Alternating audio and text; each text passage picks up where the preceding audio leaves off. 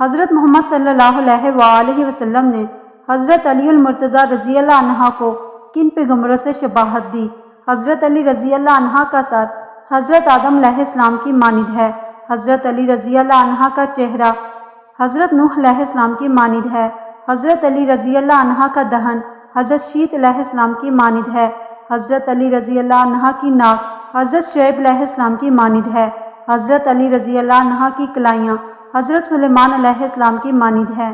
حضرت علی رضی اللہ عنہ کی پیشانی حضرت یوسف علیہ السلام کی مانند ہے۔ حضرت علی رضی اللہ عنہ کا شکم مبارک حضرت موسیٰ علیہ السلام کی مانند ہے۔ حضرت علی رضی اللہ عنہ کا دست مبارک حضرت عیسیٰ علیہ السلام کی مانند ہے۔ حضرت علی رضی اللہ عنہ کے چشم مبارک رسول خدا صلی اللہ علیہ وآلہ وسلم کی مانند ہے۔ میری ویڈیو کو مکمل دیکھیں، میرے چینل کو لائک شیئر اور سبسکرائب کیجیے اور بیل آئیکن کو ضرور پریس کیجیے تاکہ میری آنے والی ہر نئی ویڈیو کا نوٹیفیکیشن آپ کو مل سکے۔ پنج تن پاک کون ہیں؟ حضرت محمد صلی اللہ علیہ وآلہ وسلم، حضرت علی رضی اللہ عنہ، حضرت فاطمہ الزہرا رضی اللہ عنہ، حضرت حسن علیہ السلام، حضرت حسین علیہ السلام۔ انہیں پنج تن پاک کیوں کہا جاتا ہے؟ جب یہ پانچوں ایک چادر میں جمع ہوئے تھے تو آیت تطہیر نازل ہوئی تھی۔ آیت تطہیر کیا ہے؟ قرآن مجید کی ایک آیت ہے جس میں اہل بیت کے پاک ہونے کا اعلان کیا گیا ہے۔ یہ واقعہ کیسے معلوم ہوا؟ حدیث قصہ کے ذریعے، جسے برابر ہر دور میں پڑھا جاتا رہا ہے۔ پنج تن پاک کے بارے میں ایمان والوں کے لیے کیا حکم ہے؟ اگر ان کی محبت نہیں ہوگی تو ایمان سے خارج ہو جائیں گے۔ کیا پنج تن پاک کی برکت سے دعا قبول ہوتی ہے؟ بے شک ان کے وسیلے سے دعا قبول ہوتی ہے۔ جو انکار کرے وہ گمراہ ہے۔ ان سے محبت کا کیا فائدہ ہے؟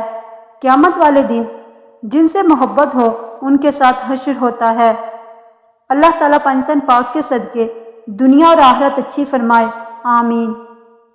امام حسن علیہ السلام اور امام حسین علیہ السلام جب چھوٹے تھے، ایک دن دونوں شہزادوں نے دیکھا کہ مسجد نبوی صلی اللہ علیہ وآلہ وسلم میں ایک بزرگ غلط طریقے سے وضو کر رہے تھے۔ وہ سوچنے لگے کہ اگر ہم اس بزرگ کو بتائیں گے کہ آپ کا وضو ٹھیک نہیں ہے تو اس طرح سے ان کی دل آزاری ہوگی۔ دونوں شہزادے قریب آئے اور بزرگ سے کہنے لگے، ہم دونوں بھائی وضو کرتے ہیں، آپ ہمیں دیکھ کر بتانا۔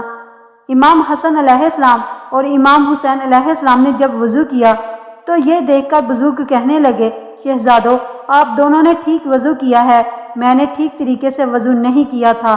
سبحان اللہ، امام ہوں تو ایسے جو عزت بھی رکھ لیں اور ہدایت بھی دے دیں۔ بی بی فاطمہ بنت اسد کون تھی؟